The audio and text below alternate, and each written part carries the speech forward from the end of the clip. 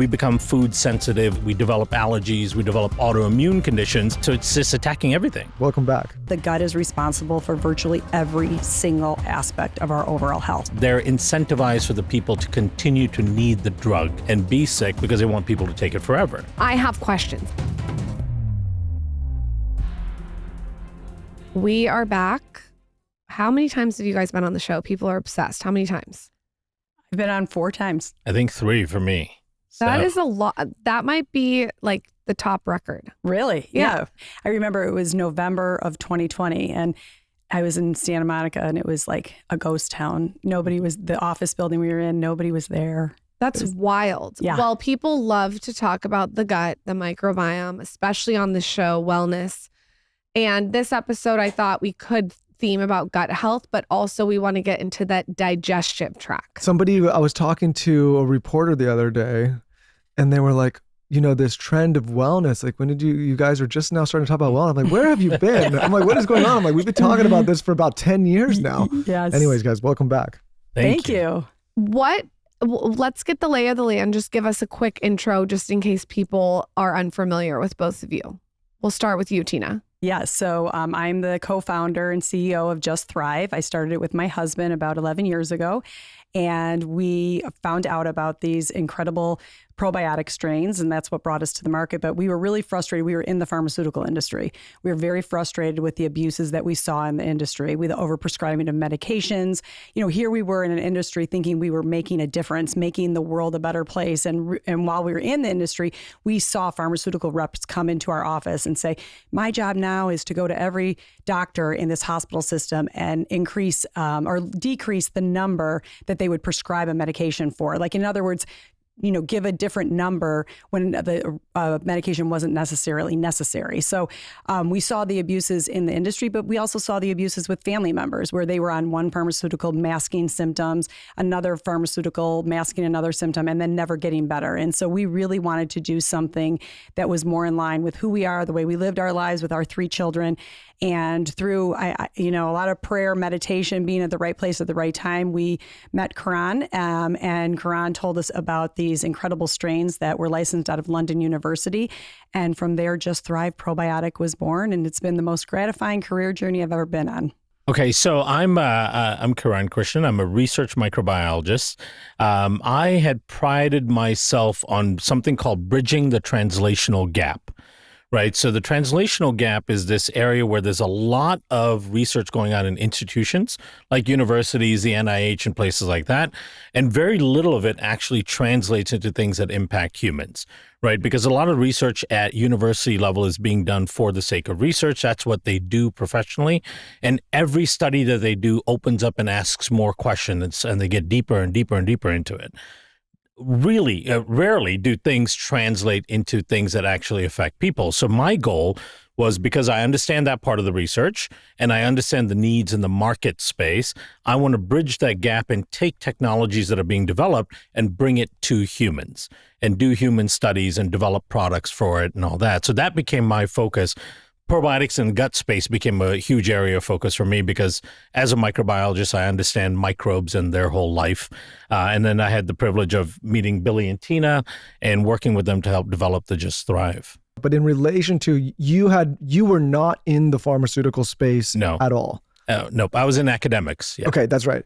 And so with everything going on and, you know, a lot of the press around the pharmaceutical industry, you know, I think sometimes people start to think like, oh, there's like this big bad wolf. But I'm wondering, based on both of your experiences, is this like an incentives mismatch type thing? Is it like, why is there so much bad press now when it comes to the pharmaceutical industry? Not, you know, obviously we all know some of the harms that these medications have done, but what do you think it really is coming from it? Yeah, well, I've always said that of course, there's a place for pharmaceuticals and they save lives oftentimes. I just have never felt that it's a place where you go for root cause issues. You know, when there's a root cause, they're great for, you know, covering up a symptom or treating a symptom, but they're not focused on getting to the root cause. And that's something that we really wanted to get into. And I do think that, you know, they're very incentivized to have influence. They have influence on our media. They have influence on our medical schools. And that's where the problem is. I mean, there is a place for pharmaceuticals, but it has just gotten out of control. Yeah. There's a big gap also in terms of how you get a pharmaceutical to market and what that then looks like fiscally, right? So, number one, the cost and the time that it takes to get a drug to market means that drug has to service a huge marketplace, and they have to have protection. So it has to be patented and it has to be unique. They're not going to be able to utilize simplistic approaches. They have to use the most complex approach because it has to be something no one's ever thought about, a compound that no one's created, because they have to get patent protection on it, right? So it costs, I think, the last numbers I saw, on average about $600 million to bring a drug to market, in 7-8 years. And pharmaceutical companies fail 999 out of 1,000 times in terms of developing products, right? So they might spend 10, 15, 20, $30 million on 999 compounds, and only one of them makes it to market. And so that entire structure means that they have to charge so much. They have to go after the most obscure mechanisms and all that just interfere with processes rather than solving the actual health problem, right? And then if you think about it, they're incentivized for the people to continue to need the drug and be sick because they want people to take it forever, because they have to make up all the losses that they've had. It's funny that you say that, because this is like random, but the most famous eye drop brand, my nanny her eyes were getting red. She couldn't figure it out. She went to all these doctors. Her head was feeling like tight, she was feeling horrible. Her eyes were so red. And she was using her eye drops. Mm-hmm. And today she came to me and she said, my doctor told me to stop using this huge brand of eye drops, and it's gone. Wow. And I said, yeah, because I believe that a lot of these companies, like you just said, to your point, like they want you to keep using their products. So why not keep the eyes red? Right. Because then you have to use it every day. Mm-hmm. I also think the problem is with these issues, and Tina, you kind of hit on the head, is there's a lot of sick care going on in this country where someone has an issue, and instead of figuring out why they have the issue, they get on a pharmaceutical and then they stay on it. And then it's almost like if you say, hey, let's get to the roots so we can get you off that. It's like, no, this is how I'm living my life. This happens with depression. This happens with, with obviously medical supplies that are once people get sick with something. And what I like talking about with you guys is we talk a lot about why people get sick in the first place. And the way I rationalize it in my brain is if somebody comes to me and says, I'm broke, I want to know why. Like, I don't just say like, okay, well, I'll help you and I'll like give you a loan, and then you keep doing the same behaviors over and over. Like, I want to say like, why are you broke? Are you spending too much? Do you carry too much debt? Do you not have do you buy things you don't need? But it's like, imagine just like giving somebody a loan over and over and over again. They just keep doing the same thing without ever figuring out like why it is in the first place. Does that make sense? Yeah. In fact, we were just talking about this before we came on, because we were talking about how great it is right now that the awareness around toxicity and wellness and all that is increasing, right? There are people like Casey and Callie Means that are doing an amazing job getting the word out there on how toxic our food supply is and drink supply is and all that. And Tina and I were talking about how we've been talking about these kinds of things for decades now, and it's great that the awareness is increasing. But what that awareness shows us is that we are sick and we are living in a toxic environment. Our role is to figure out exactly what to do about it, right? So what can you do at an individualistic level to undo the damage and the toxicity that the food supply, the drinks and the beverages and all the things that we consume, the air we breathe and the impact that has on us. For us, it's about revealing what that does to the individual system, and then what can you do to intervene, right? So we've talked about this topic of gut health with you guys for a while now, but I wonder now, with everything going on and the awareness that's happening, what are you coaching people to start thinking about if they want to start making changes right away? Like if they don't feel as well as they should, like what are you saying right now? Well, I think one of the things that's been brought to light, like we talked about, is with RFK talking about all of the chemicals out there, the glyphosate, the pesticides that are sprayed all over our food. I mean, that's not going to go away tomorrow. So, and one of the reasons I feel like he's talking about this is because of the damage it's doing to the microbiome. It is literally destroying our gut health. Those glyphosates that are the active ingredient Roundup being sprayed all over our produce is wreaking havoc on our gut. And so one of the big things we want to say is try to avoid those things. We want to avoid all of these foods. We want to avoid foods that are not organic. Unfortunately, even our organic foods, they have some trace amounts of pesticides in them, but we want to avoid antibiotics. And antibiotics are not just antibiotics that we take, but antibiotics that are found in animal products. We want to live as clean as possible because all of these microplastics, all of these forever chemicals are really wreaking havoc on our gut.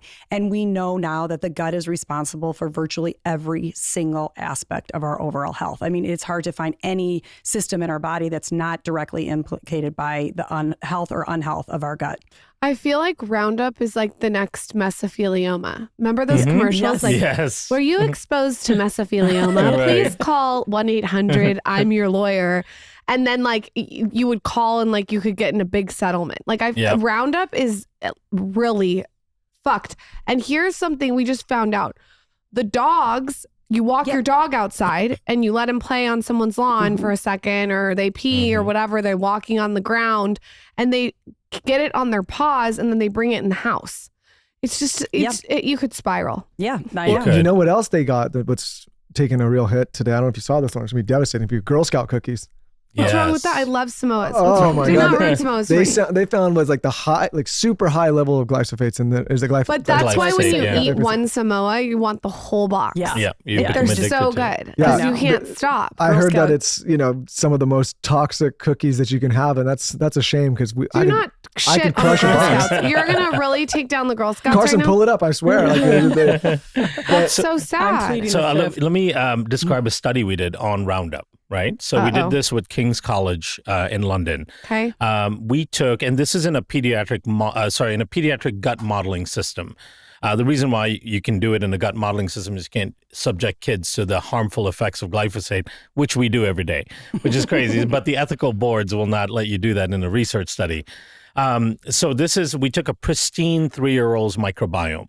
And this is a child that we had to find in some fjords in Norway, because we were looking for a child that was born vaginal birth, right? Nursed for almost a year, had no vaccines at that point, had no courses of antibiotics or anything, any medication, and she had a perfectly pristine microbiome. So we inoculated this artificial gut that has everything from the stomach all the way down to the end of the large intestine, with her microbiome, and then we replicated it in 3 other systems, right? And then we stabilize it by feeding it food, like normal fiber, protein, carbohydrates, and so on.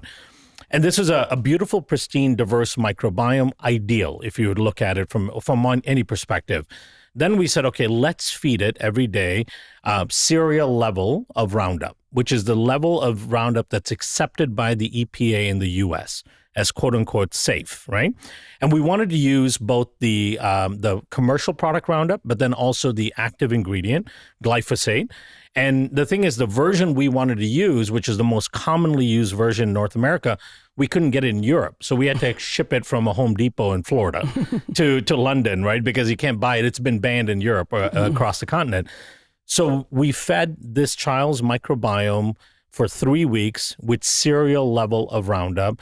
And by the end of the 3 weeks, the gut microbiome looked like that of somebody with years of inflammatory bowel disease. It's so messed up. Can I ask just 3 like a weeks. strange question? Is like who's signing up for this experiment? No, it's not. Wait, it's not the babies. They took it in a petri dish, right? No, we had a full mechanical gut system. So Okay, it okay. mimics an It entire mimics, digestive. It's not the real. Right. I needed to clarify. What we that did is because- we collected the child's fecal matter for Okay, weeks. okay, And okay, then we inoculate the system with it. Okay. Right? Sounds fun for the child. I got to keep up here. Okay. But here's the crazy thing, right? It sounds crazy that we would do a study like that on a child, but there are 50 million children in the U.S. that are in that study right now, right? Well, what I was going to ask you is Yeah. like one thing I was also going to comment on is like it's such a shame that it's so hard to find a pristine gut. I think that's what you're saying. Like you couldn't, if you wanted to do that with a 50-year-old, you literally can't. By the way, if you guys are looking for something other than Roundup for your lawn, I work with Sunday Lawn Care, and it's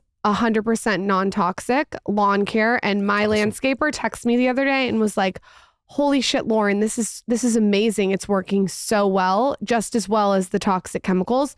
What else is Roundup found in besides lawn care products? It's all our food. Yeah. All our food and all our water. Because it's stayed on on, the got food. it, because it's on. Yeah.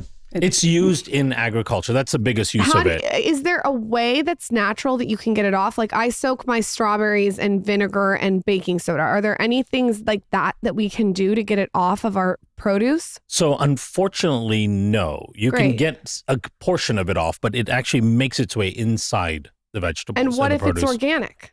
Then it helps. Then you reduce the exposure to it so quite a bit. So they say. You know what? I don't believe anything anymore. So they say. I guarantee you if we took an organic strawberry, let's do a test. You and I can do a test. And let's see how much Roundup's on it.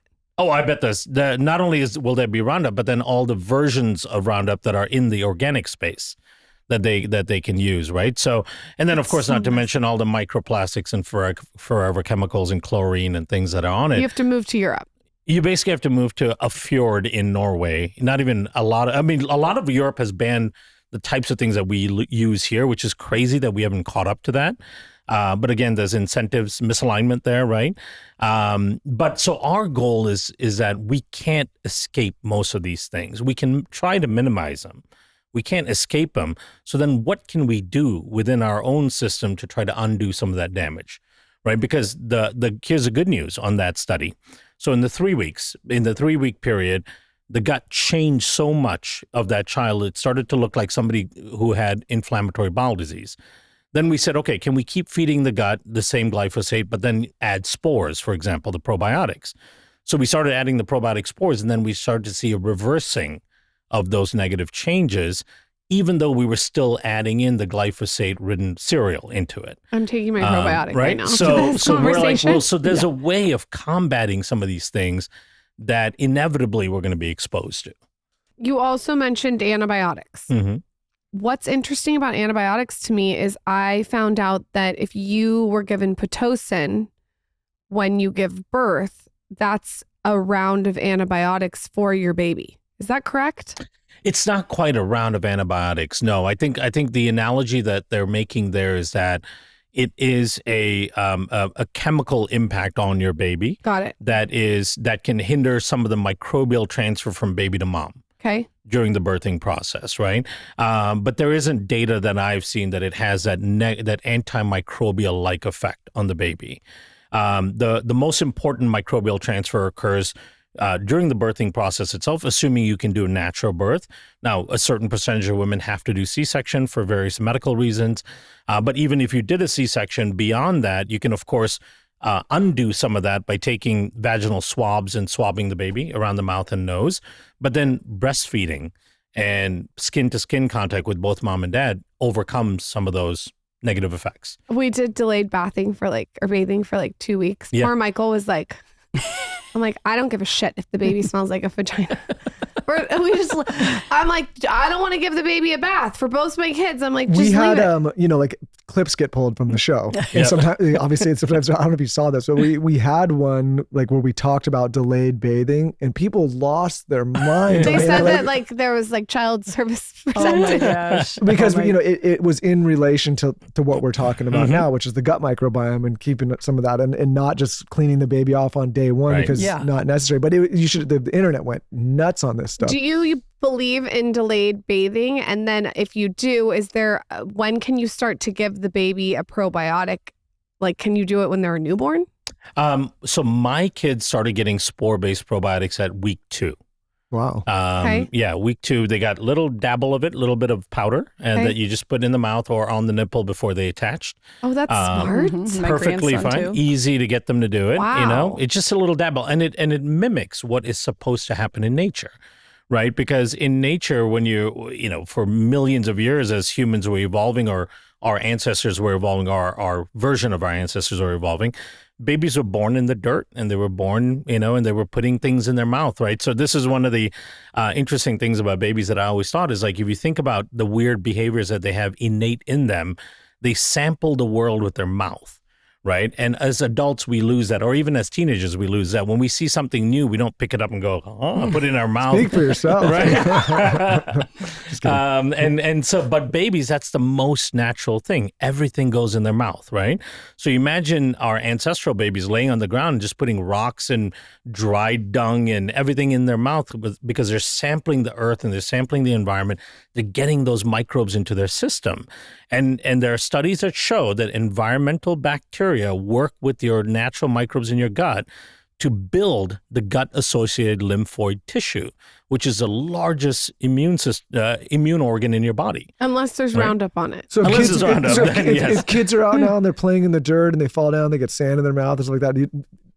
Shouldn't be something for parents to be overly concerned about. Not at all concerned. They should be happy about it, given you're in a natural environment. This right? is what I tell Michael this all the time. I'm like, they'll be fine. Yep. Michael's a little more like clean around the baby. Yeah. I'm a little more like, Well, let me give you a study that actually followed this, right? They followed thousands of moms. They looked at 2 different groups of moms, right? So group 1 are moms when the baby drops their pacifier, they pick it up and they clean it with a wipe and then they give it back to the baby. Group number 2 were moms that pick it up, clean it with their own mouth and put it back in the baby. And they found that the moms that cleaned it with their own mouths had babies with much lower incidence rate of allergies and asthma. What about the mom that just wipes it on the jacket and shoves it back in? Even better, right? Okay. But so there's something about mom's saliva that also has immune components to it that helps a baby. It's Hawk 2 on it. Hawk 2. It's a Hawk 2. We all need Hawk 2 our babies. Okay, so really, there's no like any age you can start with the spores with the spores, yes. Okay. And what I would do, I would take a capsule and I would put it on my hand when I have a newborn. Yep. And then I can sprinkle it in their bottle or put it on my nipple. Yep.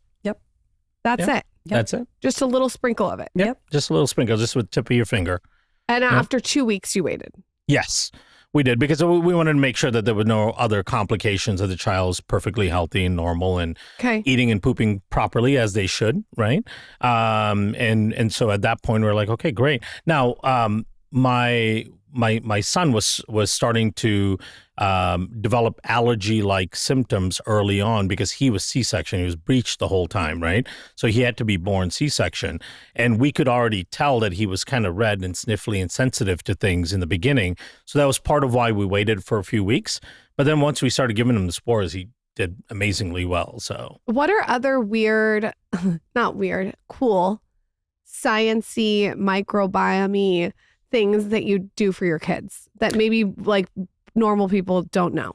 Yeah, well, so number 1, you guys may not, I don't know if I've spoken about this before, but I really encourage, or at least did not discourage my kids from eating their boogers. Oh. Right? Wow, Towns will be thrilled. Boogers are essentially like environmental vaccines. Right, so this is another one of those behaviors I tend to observe in kids. That's going to go viral. Oh, no. This was a good Child question. Protective Service. Yeah, I thought the no bathing was going to get us. Let's hear about eating our boogers. We haven't talked about this on the show. Yes. Okay. So this is important. So and this is where I started thinking about it, right? So when my son was about 3 or 4, we were at the playground. He's hanging out and talking to a bunch of kids, and the conversation comes up. They all are talking about how they eat their boogers. And I was thinking to myself, and I was like, I totally ate my boogers when I was a kid. And then you stop at a given point, right? Almost naturally, in part because society tells you not to. But just remember, if you go back in your mind, you remember pulling this nasty thing out of your nose. And for some reason, your instinct is to eat it. I didn't eat my boogers. I didn't eat my boogers. You didn't? Are you sure? I'm not saying I didn't pick my nose. You need the spores. Right. I did not eat my boogers. Did you? I was not a booger eater. I don't think. I'm. I think again, like start eating them. It's never too late.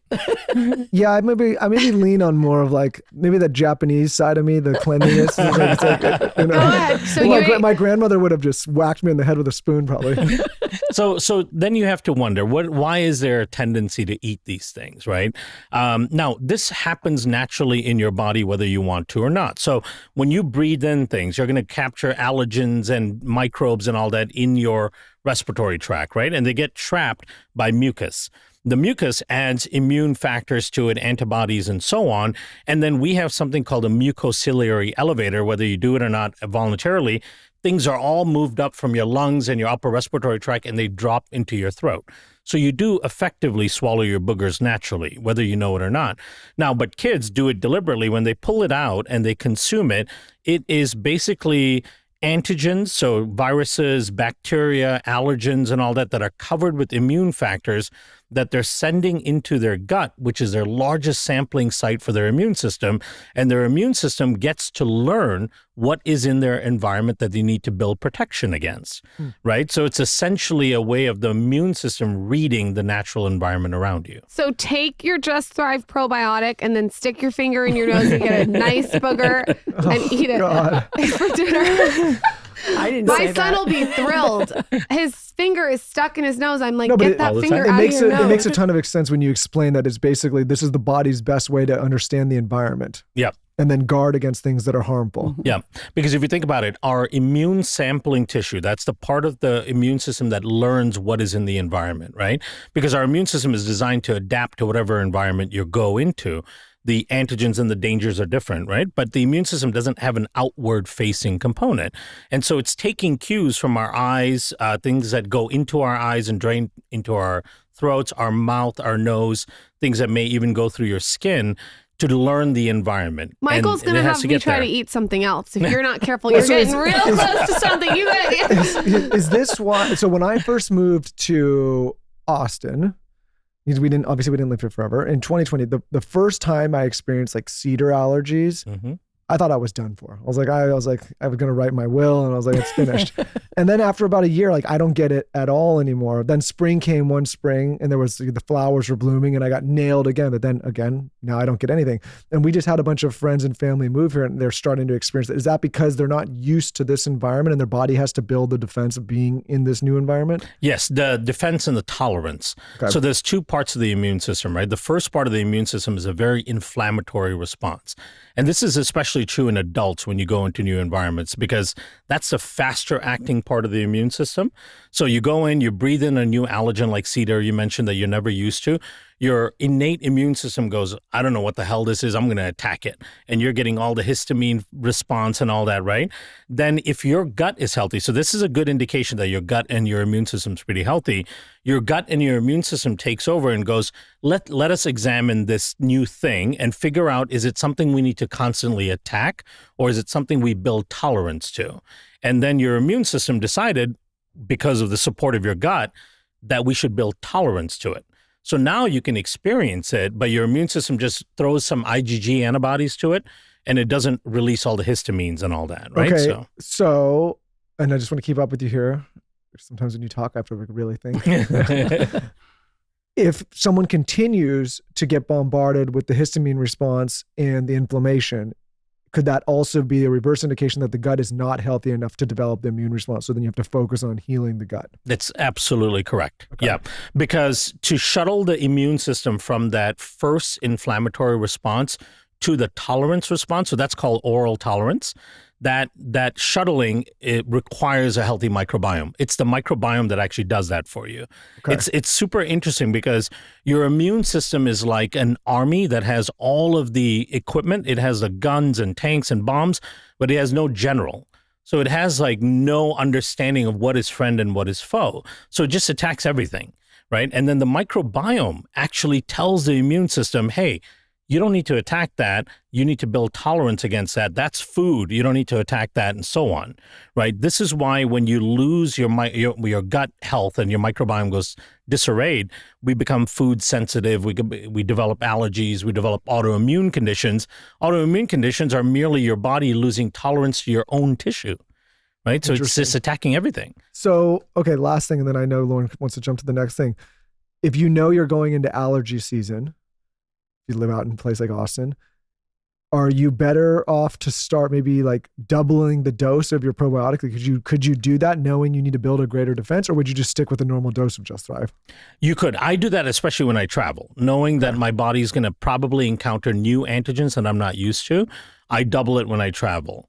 Now, if you're someone that does get the seasonal allergies and it is heightened at certain times of year, you can absolutely build up to that by doubling the dose. Okay. And even paying more attention to your microbiome and your diet and so on. And just to clarify, and I know we've talked about this so many times, but you can't like overdo, the Just Thrive probiotic. You can just. These were the same strains our ancestors used to get from the environment every day. They'd eat roots and tubers off the land, and they'd get these same bacteria that are the same type of bacteria that are in Just Thrive. I remember when I was like 21, I started getting allergies and I started taking an allergy pill every single day to combat the allergies. And then I had this healer tell me, stop the allergy pill, the allergies will go away. And I stopped it and I was miserable for 2 weeks and then they went away. Mm-hmm. So what you're saying is my immune system chose to flush out the allergies after 2 weeks. Yep. Without the pill. That's exactly right. So here's what happened in that case, right? So you actually bring up a really interesting case. So the allergic response is a part of your immune system called the innate immune system that's responding to what it thinks is a danger. And so it's trying to throw everything at it. It's throwing histamine and leukotrienes. These are compounds that give you the sniffles and all of the allergy-like symptoms. Now, what your body needs to do is do that for a period of time until it learns to build tolerance. Now, if you stop that response by taking the antihistamines and all the allergy meds, you're effectively stopping step one of building the tolerance, right? So then you'll just keep ending up hitting a wall on that step one. You'll get some symptoms, you stop it, the allergic process stops, rather than running through it and getting to that tolerance. So you just have to be miserable for a little period of time. You just have to be miserable. Assuming your gut is, of course, healthy to shuttle you to that next phase, right? That's the key part. Because if it's not healthy, you'll just be miserable for as long as the allergies are around. What about parents with children that have allergies? I hear a lot that children have egg allergies or gluten or they're lactose intolerant or they're really sensitive. A lot of nut allergies now. A lot of nut allergies. We see that everywhere. Why is this happening more and more and more? And what is the root cause of it? Yeah, there are two really important drivers of this. Number one is the skin, and number two is the gut, right? And the skin is a surprising part of it. So let's talk about the gut first. So the gut microbiome is critical in tutoring and teaching the immune system how to function, right? And developing the tolerance to things in your environment that aren't harmful. So our kids are being born C-section, they're eating crappy food, they're not getting enough fiber, they're taking lots of courses of antibiotics. All of those things decimate the gut microbiome, which then increase your risk for developing allergies because your gut and your immune system are not communicating, right? So that's one reason. The second reason is the skin. Now, one of the things you guys have done with the delaying the bathing, that's a good first step in ensuring that their skin is healthy. See, Michael? Right? You hear that? The microbes. So, because the skin microbiome. Vagina it up. Exactly. Vaginal juices all day long, right? So. They're going to pull that clip for sure. It's time to bottle it. Bottle that and boogers and we're good. Bottle it. Start a brand. Yeah. Just vagina. Exactly. I love it. Just boogers. Just boogers. Go ahead. So here's what's happening with the skin. So just like in our gut microbiome is getting decimated, our skin microbiome is getting decimated too. Because of course we're putting lotions and things on our babies that have parabens and phthalates and all of these things on it that are horrific for the skin microbiome. So kids and babies are developing eczema and dermatitis at an alarming rate, right? Here's a crazy thing. The skin is a barrier. When you develop eczema and dermatitis, you lose the barrier function of the skin. So peanut antigens, for example, can travel through the skin and enter the body. Huh. And so this is something called the atopic march, right? Which starts with atopic dermatitis, which is the eczema, psoriasis, and those kind of things. And then the atopic march is where allergens make their way through the skin into circulation. So they're not going through the normal digestive route, which is where you build tolerance in the gut, right? So they're going right into the circulation, and your immune system is going haywire because it's like, what is this stuff coming through the skin, right? It's not normal for these antigens to enter to the skin because the skin is a barrier. But you lose the barrier function. It's coming through the skin. Your immune system mounts a horrific response against it. Now you have severe allergies against these things. So when you combine the dysfunctional gut and dysfunctional skin microbiome, kids are screwed, right? This is why we have an epidemic of asthma, allergies, and atopic dermatitis. So say someone has a child with like bumps on their arms. What do you tell them to do? So number one, clean up their personal care products, right? So they really need to be careful of what they're putting on their kids' skin. So the types of soaps they use, the types of lotions, or like and so in the on. bath, I always tell Michael, you have to wash sometimes you like take them out of the bath. Like Yep. you have to wash the bath, like the soap off the kids. You gotta be careful. You're gonna be on bath time, dude. You do have to get you the have soap to get off the it kids, off. right? My I God. get the Yes. soap off. I take the thing. I get the fresh water. I Thank dump it God, on. because before me, who knows what you were doing? No, I have a whole thing now. No, but okay. I got a system now. Okay, go ahead. Well, okay, and then also you don't always need soap for the kids either, right? So if they've been playing in the dirt, Michael's like freaking out I right don't now. love soap. I don't love if it. they're playing in the agree. dirt, I agree. yeah, you can actually just rinse them off in the Yeah. shower, warm water, and they're good to go. They're fine. So we don't need to sterilize their skin, right? That's number one. Number two, working on their gut. So the gut-skin axis plays a very important role for what your skin microbiome looks like based on what your gut microbiome looks like. So there's a deep connection. So a probiotic like the Just Thrive can help a lot. And then if your kid's skin is actually really bad and there's bumps and irritation, you can actually take spores out of the capsule, mix it in a nice lotion, and actually apply it to the skin as well. Ooh, If that's somebody a good wants tip. to do, people are going to want to know how to do the lotion. What do you do to make a lotion? What do you Yeah, mean? You just so- take it and open it. Yeah, I right? would just take a handful of lotion. You pull apart the capsule, take a little bit of pinch of the powder, mix it into that lotion, and just apply Oh, just it. any like a the baby lotion. But Yeah. I think like a good brand of lotion is really important. There's a brand called K Pure. Mhm. It's a small business and she does non-toxic products. It's KPURE. Like that's a good one, I think, to mix it in with. Is that There's the one we use? Is that yeah, we that's have the one with- we use. Oh, I don't even know. I just use what No, I wait. use what's in the drawer. Right. You have to What's been literally be approved? you have to be like a scientist when it comes to these products because they lie They do. about what's actually in them. They'll write natural ingredients. Like you have to like be a psycho about because it. a follow-up question to that, we've been spending a lot of time on kids, but I imagine if you can heal a kid's gut earlier, it's much easier than trying to heal a grown adult's gut. Yes. Yep. We have a lot of friends who, because of our relationship to this show, come to us and say like, hey, I got, they're our age, they got gut issues. Maybe they drinking a little too much, you know who I'm talking to. But if you're talking to somebody that's an adult and they feel like their gut is just destroyed, outside of saying get on the like what's the protocol you put that individual on? Yeah, If they're what like, if supplements they're just for like kids? if they're Yep. not for kids, for Oh, adults. for adults, For adults, excuse yeah. me.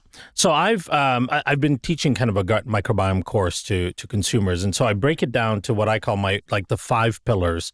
And you have to do something in each of these pillars in order for your gut to really revamp, right? Especially the adults that have gone through years of just decimating their gut. So the first one is food. So what are you feeding your gut?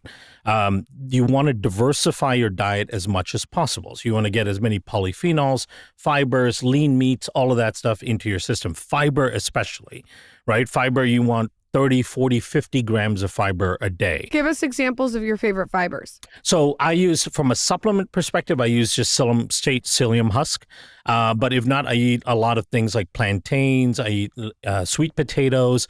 I use organic oats, nuts and seeds. I eat a lot of nuts and seeds throughout the day.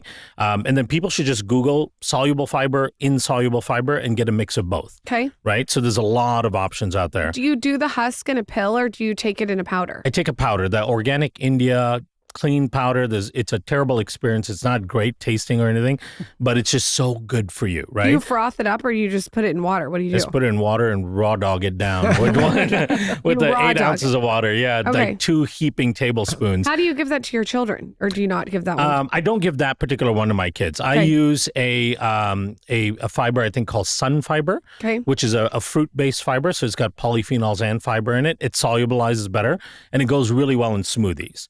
So for them, they get it through smoothies. You guys should launch a fiber project. Funny, we were just talking, about that. Yeah. Yeah.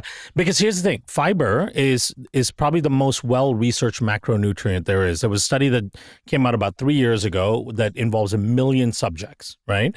And they showed for every 10 grams of fiber you add to your daily diet, you reduce your all-cause mortality by 10%. Wow. It's also 10%. fiber cancels out carbs. Sugar. So Yep. if there's 20 grams of carbs, right? It's actually, Sugar. and there's, I thought it was carbs. Simple carbs, yes. Non-fibrous carbs, yes. Okay, so if there's 20 grams of carbs in and I'm just making this up, in a protein bar, Yep. but there's 10 grams of fiber, isn't it 10 grams of carbs? Yep. Is that right? It is, yeah. And the reason it cancels out the carbs is because it blunts what we call the postprandial insulin response, right? So fiber slows down the digestion and it slows down the digestibility of the simple carbs. I haven't seen you eat a plantain in a while, Michael.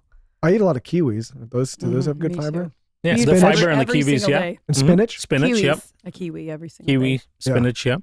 So that's pillar number one, Okay. is feeding the microbiome. High diversity, high fiber. Okay. Pillar number two is what you don't expose your microbiome to and what you do expose your microbiome to, right? So you want to really try to clean up your personal care products in your home. So reducing the use of chlorine-based cleaners and things with antimicrobials and all that, and then getting outside and getting some natural dirt-like exposure on a regular basis. Pillar number three, stress management, which is a hard thing for most people, but you can use Just Calm, you can use meditation and all that, because stress is the number one driver of dysbiosis in the gut, right? And it's the number one cause of mortality worldwide, stresses, and the resulting dysbiosis that it creates. Number four is exercise, and exercise in particular lifting, right? So a lot of people don't quite know this, but one of the benefits of lifting, of contracting your muscles under weight, is the muscles release something called myokines. Myokines are these chemical messengers that make their way to your gut, dramatically increase the diversity of your gut microbiome, seal up the gut lining, and reduce inflammation. So muscle contraction is actually really good for your gut microbiome. And the last thing is supplementation. We all need a probiotic, prebiotic, bitter compound, because we just live in too toxic of a world to not help the microbiome that way. So let's talk about what you guys are doing with the bitters. Tina, I don't know. I mean, we went to dinner the last time you were in town. I don't think you had the bitters then. No, Tell we us just about launched the it. bitters. Yeah, we just launched it about a couple of weeks ago. Really excited. Bitters, they're natural plant compounds that have been used for centuries as a digestive aid and natural, and I love bitters because they've stood the test of time. It's the way we evolved. Just like the spore-based probiotic strains, we evolved with these strains. We evolved eating them on a regular basis. And same thing with bitters. We need bitters on a regular basis because we evolved that way. We have thousands of bitter receptor sites throughout our entire body. And we always think of like bitters being in our tongue, but in fact, bitters are throughout our entire body. And we have bitter receptors in our immune system, in our gut, in our lungs, our heart, all throughout our body. And it's something that we need. And it was really important to us to have a comprehensive formula for our customers. And how do you take it? You just take it about 10 to 15 minutes before a meal. So you just drop it, or you take? Oh, no. So that's the other exciting thing. Yeah. Is it's not a tincture. It's actually Cool. a capsule. And that was really important to us because, of course, the tinctures have alcohol in them, and some people don't want to take alcohol or they don't tolerate alcohol well. Also, they don't have that bitter taste. Most people don't take the tinctures of bitter because of the bitter taste. That's very frustrating to people. I was gonna say, like when we first started talking about bitters before we started, I was like, like Angostura, because whenever I have a stomachache, whenever I get the hiccups, like that's what I do. But there's alcohol in it, so obviously you can't do that. Okay. So You also used to make cocktails for me with that. well, you still Yeah. do. Listen, if you want to make some proper cocktails, and you're not using I bitters. then- remember You my have to use grandma bitters, would yeah. always do this before she would eat a meal because it would help with her digestion. And then we had Dr. Daryl on, who's fabulous. And he said, it's so important, Lauren, to take a digestive before you eat 30 minutes. So this is all adding up to me. Yes. So what is the difference between someone who takes bitters before they eat and someone who does not?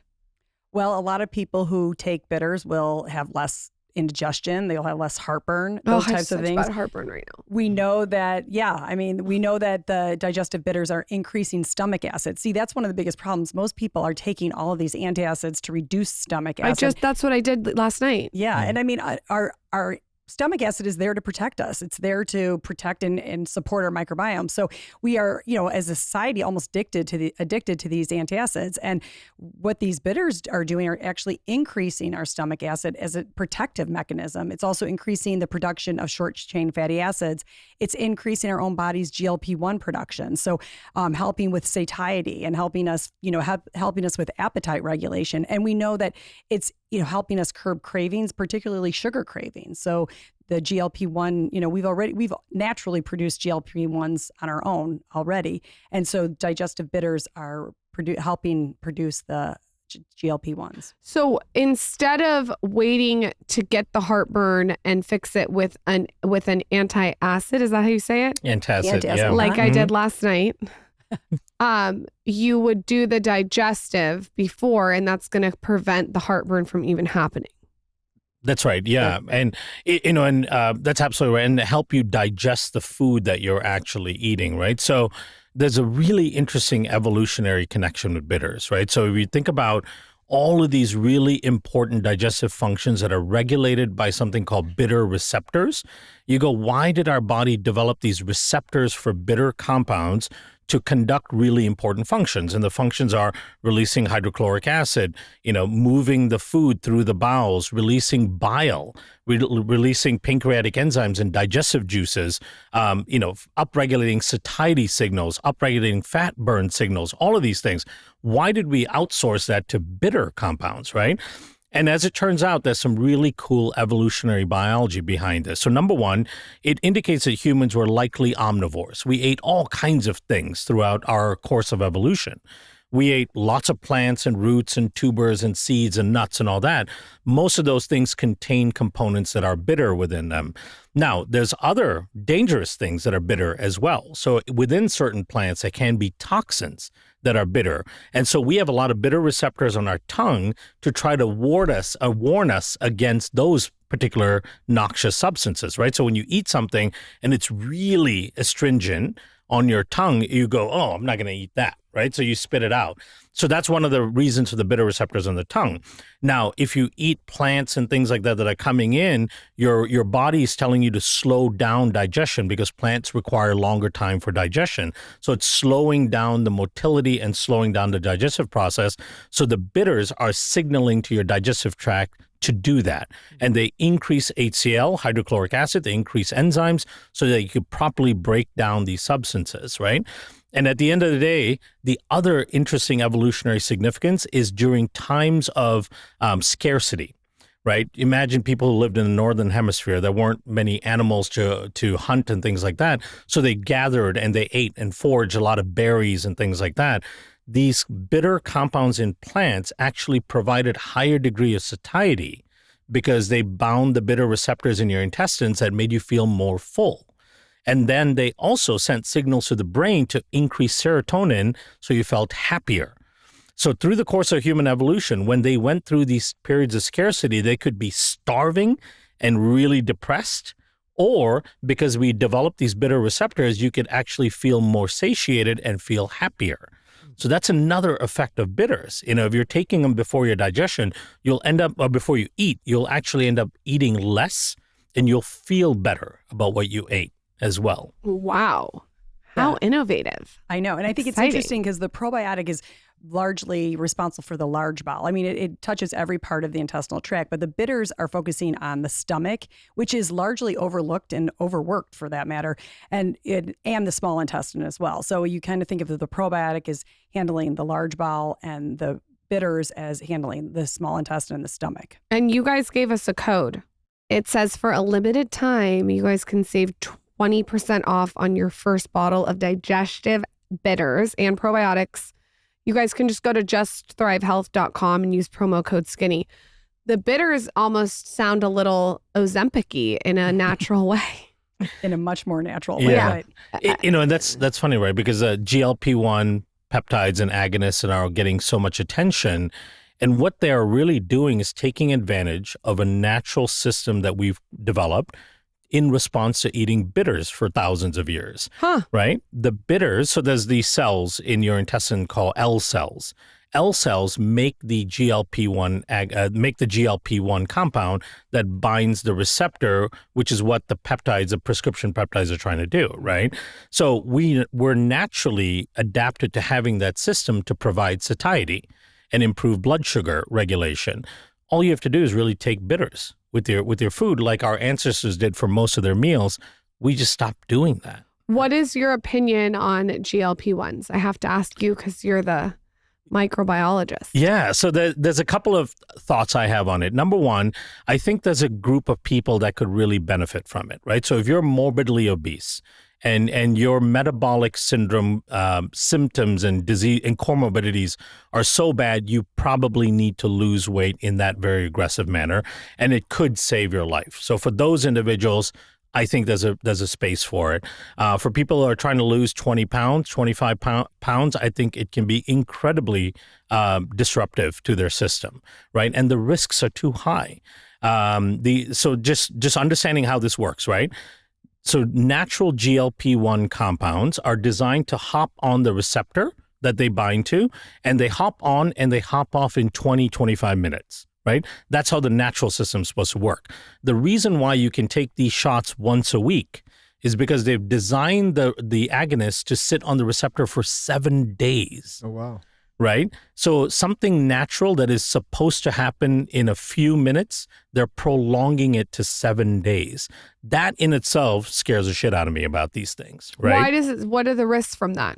So the risk from that is that you are prolonging an effect that your body has naturally designed to be a quick effect, because you don't want the effect of GLP-1 happening 24 hours a day, 7 days in a week, right? Because it'll cause you to, number one, not eat enough. So a lot of the people I know that have used it, that are using it to lose 25, 30 pounds, they basically stop eating. Right? And they're kind of wasting away in many ways, right? And as a result of that, your blood sugar regulation can go haywire. Your pancreas can undergo a lot of inflammation and stress. So there's an association with pancreatitis for people. And then now we're seeing that, there's immune dysregulations and so on, because it's such an unnatural way of using that system. Right. So there's a natural way of using it through food and diet and bitters and berberine, for example. Right.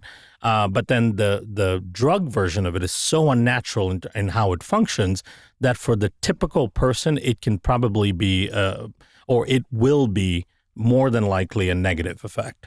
Yeah, I think to your point earlier, like there's a place for it. But what I just tell people as it comes up in our private life, I was like, if you're fighting for that extra 20, even 25 pounds, it's not easy, but there are natural ways over time to do it. And you spoke about stress earlier. Mm-hmm. If you start doing the things required to lose that weight in a natural way, you will help manage your stress. You will feel better. You'll feel like you've made it like a real accomplishment. Like there's so many benefits to going that route, whether it's eating better, weightlifting, all the things that we know to do mm-hmm. and know how to do if we pay attention and get the information. And so for me, it's just like, it's such a better long-term effect to go that route as opposed to just saying, I'm going to take this shot and then, maybe end up with a result that I'm not happy with in the long run. Before you guys go, can you each share your favorite gut-friendly meal? My gut-friendly meal. I'm assuming you're going to take your bitters before it. Yes. Gosh, I'm trying to think of what I feel like I eat so well. It's mostly a diverse group. So I have my kiwi before my first meal of the day. I always have kiwi.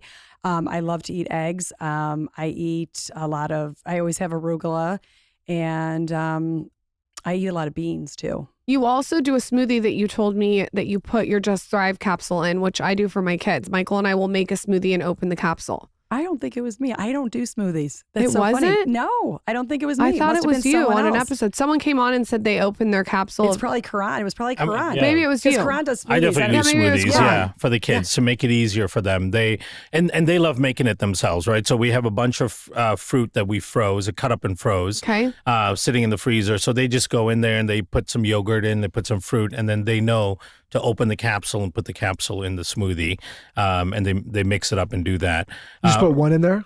Just one in there. Yep. For them, it's perfect. One a day is perfect. When we travel or they have the sniffles or they're getting flu or something like that, I bump it up.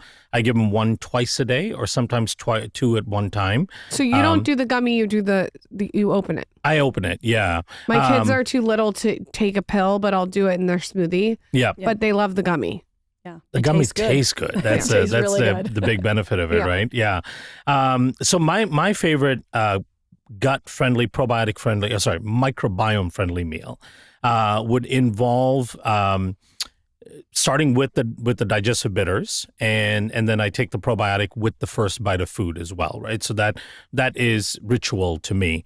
I also don't drink a lot of water with the meal. I drink a minimal amount of water, right? So I don't want to fill myself too much with liquid.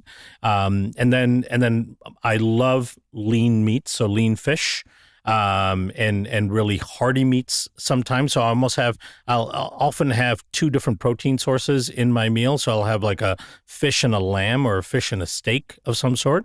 And then a number of like healthy grains.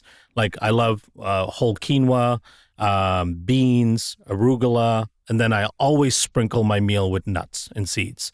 Almost always just add like a bunch of sunflower seeds or nuts or cashews and things like that. That's the other thing Lauren and I talk about. It's a very Western thing, I believe, to have these ice cold drinks with the meal. I got yelled at. And it's funny because I mentioned like she passed, but I had this Japanese grandmother and she taught me from a young age, like you don't drink ice cold drinks, and then during the meal you don't really even touch the drink until you're done with the meal. I had a Korean doctor come to our hotel room last time I was sick, and he was like, "You do not drink." But the reason I bring this up is I wanted you to, because you said you don't have the water with them.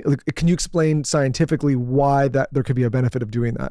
Yeah. So number one, the first place that your food goes after you chew it is in your stomach, right? And you really want it to mix with the hydrochloric acid. Water is a buffering agent. So if you drink a bunch of water with it, you're actually neutralizing the effect of the acid. So you screw up the first step in digestion.